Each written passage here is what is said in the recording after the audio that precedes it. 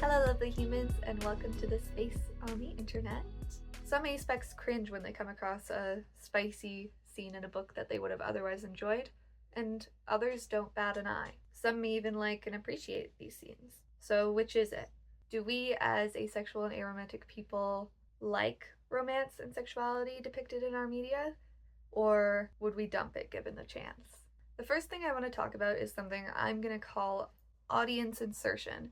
It's kind of a play on the idea of self-insertion, where authors put themselves as a character into the book. But audience insertion, when a story is delivered to the reader or viewer in such a way that they can imagine themselves in the place of a character, particularly the protagonist. Romance and sexuality in literature and film is often depicted this way. For romance novels for whom the primary audience is women, and at that opposite sex attracted women for the most part, the male love interests are made to appeal to what readers or viewers will find attractive. To accommodate this, the female character, protagonist, if you will, must be generic in order to play the role of the audience insertion character. The women reading or watching must be able to imagine that they are this protagonist, even if this group of women is very diverse in terms of physicality and personality. Note that I'm not necessarily critiquing the audience insert female protagonist.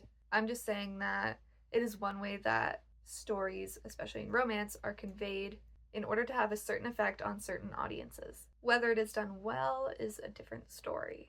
Let's look at an example. I recently read Bride by Ali Hazelwood, and after watching and reading some other people's kind of reviews or brief commentary about Ali Hazelwood to begin with in all of her books, from what I can gather, many of her stories center the same kind of relationship trope with the same character archetypes.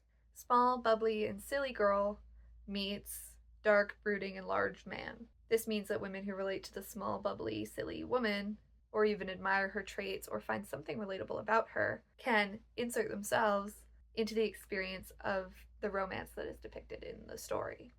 Similarly, people who are attracted to dark, brooding, and large men can relate to the protagonist on the grounds of their attraction. I imagine that part of the reason that people enjoy stories like this is because they can envision themselves within them, and this plays upon their sexual and romantic preferences. Again, I'm not trying to claim that this is the only reason people like romance genre, anything, but I think it is one differentiating factor between allo, romantic and sexual audiences, and asexual and aromantic audiences, because generally, asexual and aromantic audiences, aspec audiences, are going to be less prone to relating to people and characters on the grounds of attraction, so there has to be something else there. It can't rely on audience insert. This type of assertion occurs in all types of media, and especially in fiction. You have to be able to relate to and hold the feelings of the protagonist, or else the story will not be nearly as interesting to you. This is one reason writers and filmmakers will cut corners in character building at times, because being relatable is valued more than being inherently complex, complete, dynamic, or interesting when it comes to characters. Marginalized people, particularly people of color, disabled people, fat people, and queer people, are the people who suffer from this because their experiences are the corners that are cut. This kind of goes to show that a large portion of media isn't geared towards, for example, the aspec community, because we are quite a small minority. Not as small as you might think, but relatively small. And oftentimes we're not deemed as relatable as other allosexual and alloromantic people.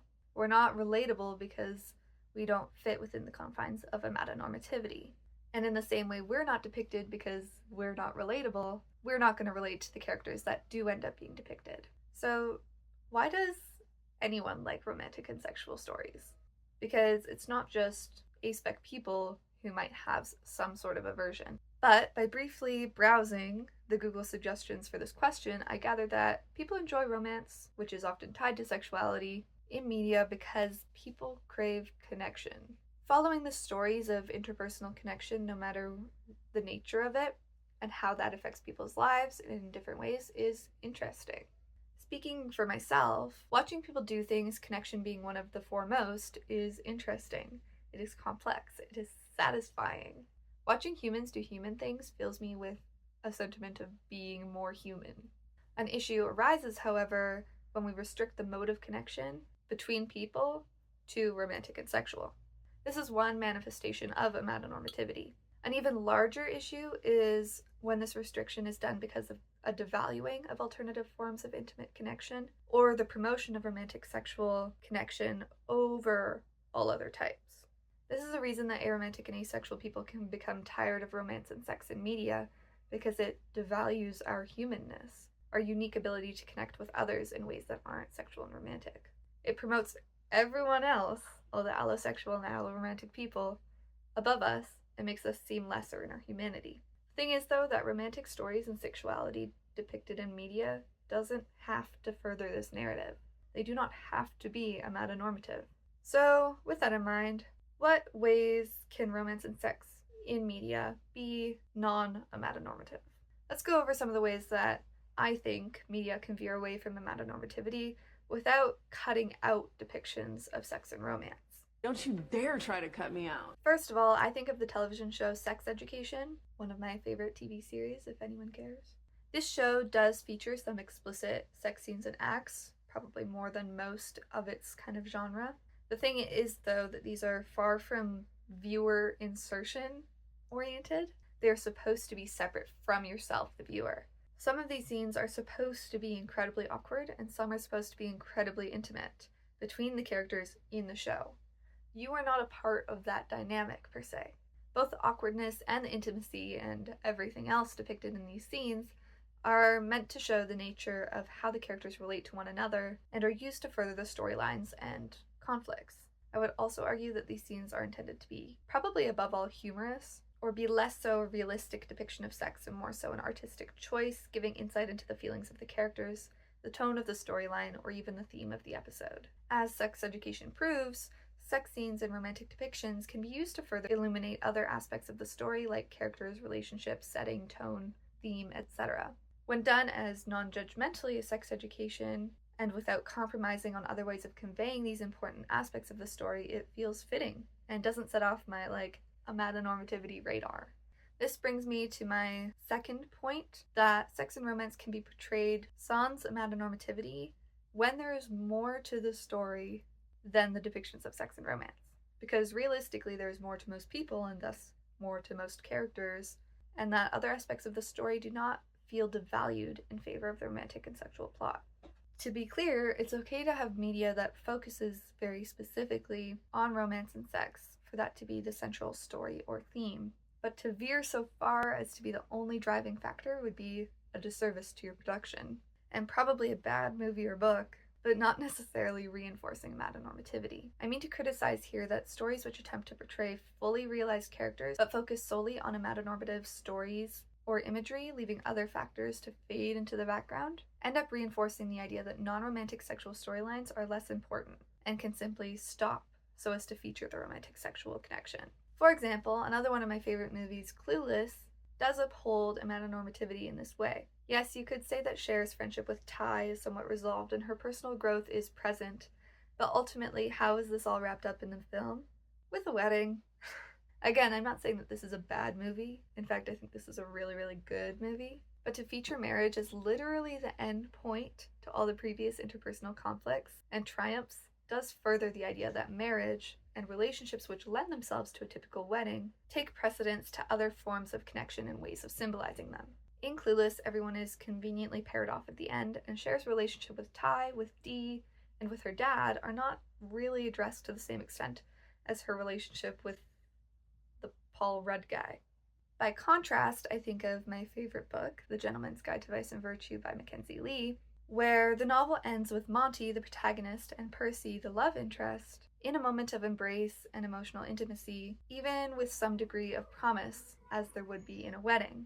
However, the novel actually ends with a letter written by Monty to his father, thereby resolving one of the first introduced conflicts of his family and inheritance, choosing to be himself and to be poor and maybe even struggle, rather than go back to live in his father's footsteps and endure more abuse, even with an estate to his name.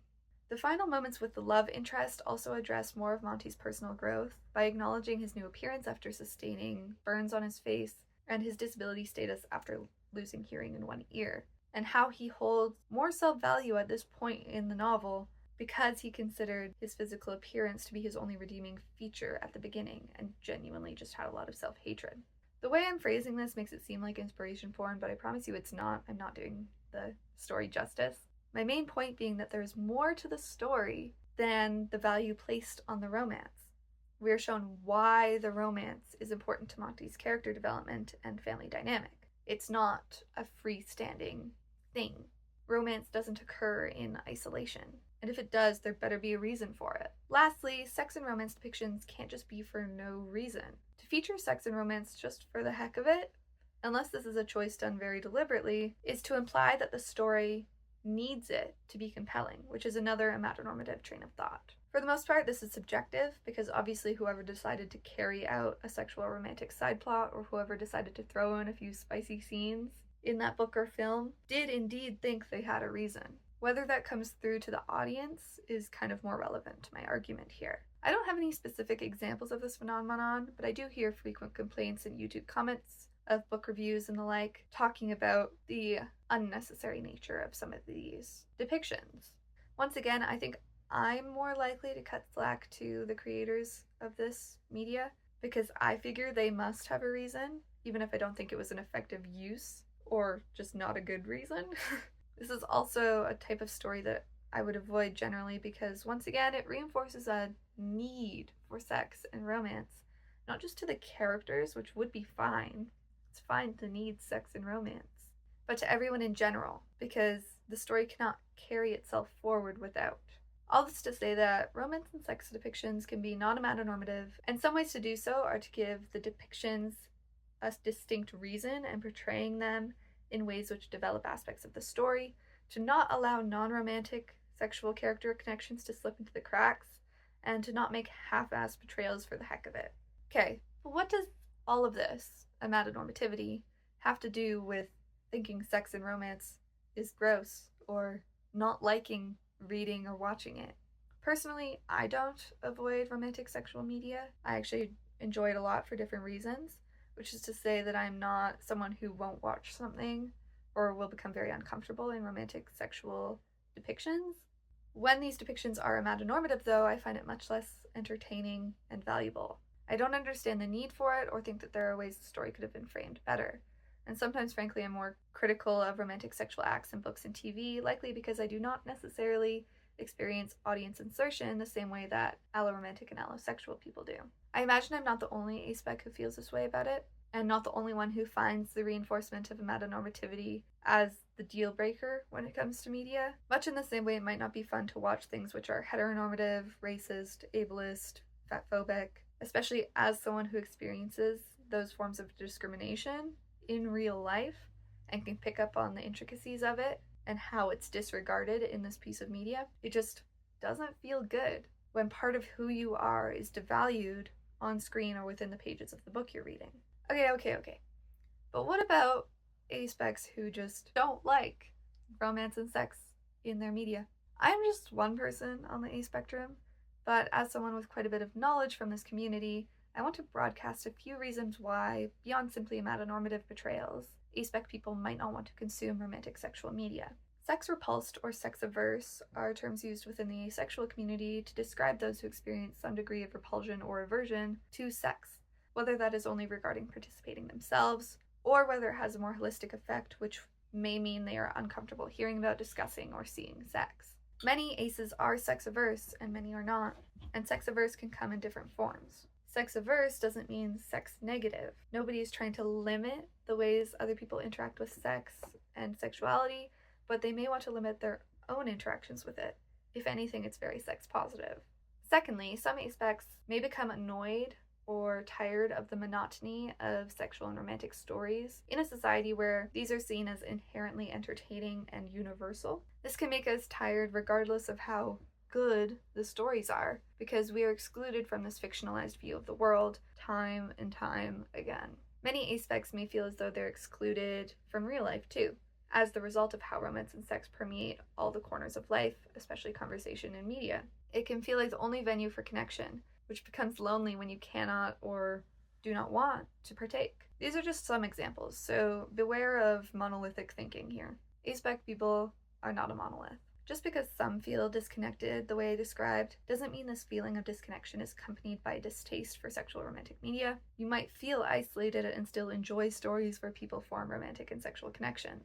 If you're someone like myself, it's a bit of both worlds. There is a feeling of otherworldliness and exclusion, but also fascination with connection. That's why I make videos like this, and like all the other ones on my channel. I am fascinated by connection and the different ways people find and create and forge it. And I want to share a diverse range of connections because that is the reality of the human experience. There are so many ways to connect, and things like TV, movies, books, news, and even peer groups can reinforce the dominant ones. And I am here to promote the lesser known ones and allow people to feel in harmony with their intrinsic desire and motivation to connect in certain ways. To me, that's kind of being anti-amatonormative. And I hope you feel the same, at least on some level, or learn something. That's all I have for you today. We'll see you next time in this space on the internet.